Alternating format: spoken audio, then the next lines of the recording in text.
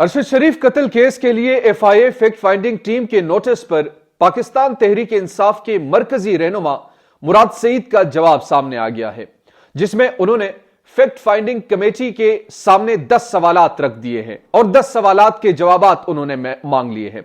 تفصیلات کے مطابق پاکستان تحریک انصاف کے رہنما مراد سعید نے ایف آئی اے کو طلبی کے نوٹس پر جواب بھیج دیا اور مراد سعید نے جواب میں فیکٹ فائنڈنگ کمیٹی سے 10 سوالات کے جوابات بھی مانگے ہیں۔ مراد سعید کے جواب کے مطابق فیکٹ فائنڈنگ کمیٹی اپنی ساکھ اور حیثیت کے اعتبار سے وفاقی حکومت کا حصہ ہے۔ F I a I be حکام وفاقی حکومت کے ماتحت اور وزیر داخلہ کو جواب دہ ہے۔ جواب میں مراد سعید کا کہنا تھا کہ ارشد شریف کی زندگی کو خطرہ تھا، جبکہ وفاقی حکومت ارشد شریف کو سیکیورٹی دینے کا مخاصمانہ اقدام کرتی رہی۔ موجودہ حکومت نے آتے ہی ارشد شریف کے خلاف کارروائیاں شروع کی اور ان کے خلاف مختلف مقدمات درج ہوئے۔ مراد سعید کے مطابق وزیر داخلہ رانا ثناء اللہ نے ارشد شریف کے قتل پر متعدد بار انتہائی غیر ذمہ دارانہ بیانات دیے اور ارشد شریف کے قتل کو کینیا میں سونے کی اسمگلنگ سے جوڑنے کی بھی کوشش کی ہے۔ جواب کے مطابق حکومتی رویے کے تناظر میں ایف آئی اے سے غیر جانبدارانہ انکوائری کی توقع نہیں اور ارشد شریف کی والدہ سپریم کورٹ جوڈیشل کمیشن کی درخواست کر چکی ہے۔ سپریم کورٹ کہہ چکی ہے کہ ارشد شریف کی والدہ کے خط پر وہ کارروائی کرے گی۔ ارشد شریف کی والدہ نے 16 نومبر کو انسانی حقوق کی سیل کو بھی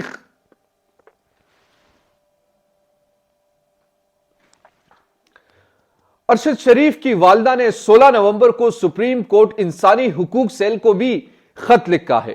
سپریم کورٹ انسانی حقوق سیل کو بتایا گیا کہ ارشد شریف کیس کی تحقیقات کا علم ہی نہیں۔ ارشد شریف کے سرکاری پوسٹ مارٹم پر بھی وفاقی حکومت کا کردار متنازع اور داغدار ہے۔ پمس سے پوسٹ مارٹم کے لیے ارشد شریف کی والدہ کو اسلام آباد ہائی کورٹ جانا پڑا۔ مراد سعید نے اپنے خط میں چند سوالات لکھے ہیں، وہ سوالات آپ کے سامنے ہم رکھنے والے ہیں۔ شہید ارشد شریف پر 16 سے زائد مقدمات کے مدعیان کون تھے اور کون شہید ارشد شریف کی تحقیقاتی صحافت سے کس کو خطرہ تھا؟ پاکستان میں کون شہید ارشد شریف کو دمکاتا تھا اور ہراساں کرتا تھا؟ انکوائری کی جائے۔ یو اے ای کے ہوٹل میں کس کی ایما پر شہید ارشد شریف کو یو اے ای چھوڑنے کا کہا گیا؟ ارشد شریف کی شہادت کو کس نے میڈیا پر ایکسیڈنٹ کا رنگ دینے کی کوشش کی اور شہادت سے قبل وہ کس کے خلاف تحقیقاتی رپورٹ مرتب کر رہے تھے؟ تحقیقات کی جائے کہ حکومتی عہدیداران نے اجلت میں الزامات پر مبنی پریس کانفرنسز کیوں کی ہیں۔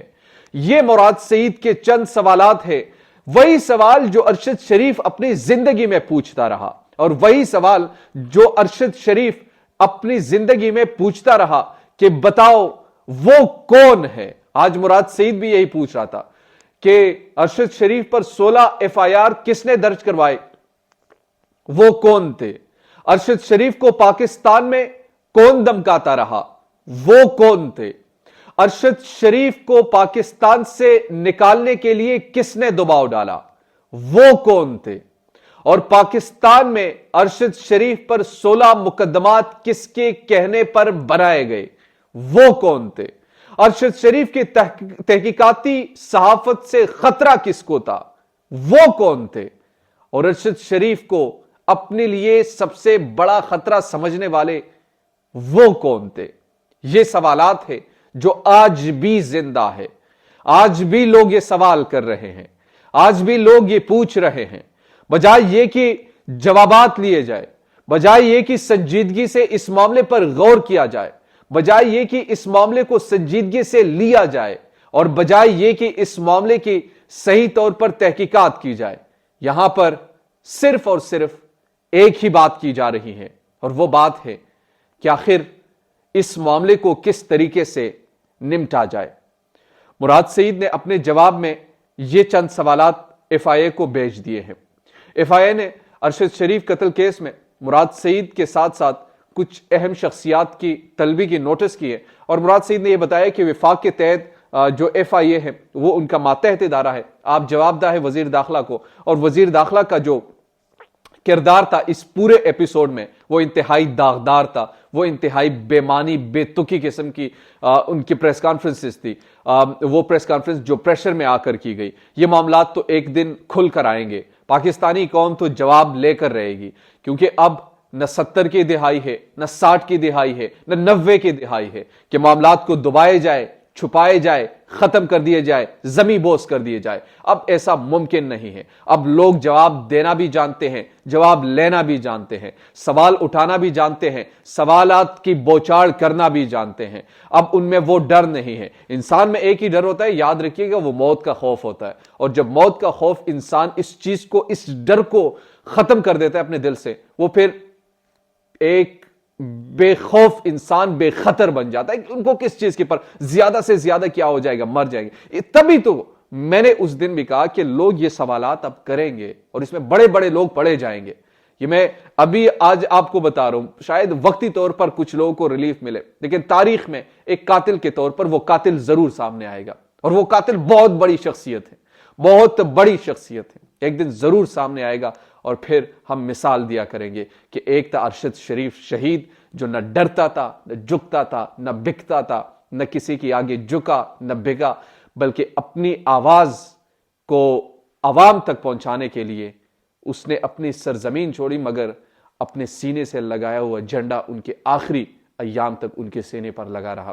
آج بھی ٹویٹر کا پروفائل گواہ ہے کہ وہ اس مٹی سے کس حد تک محبت رکھتا تھا,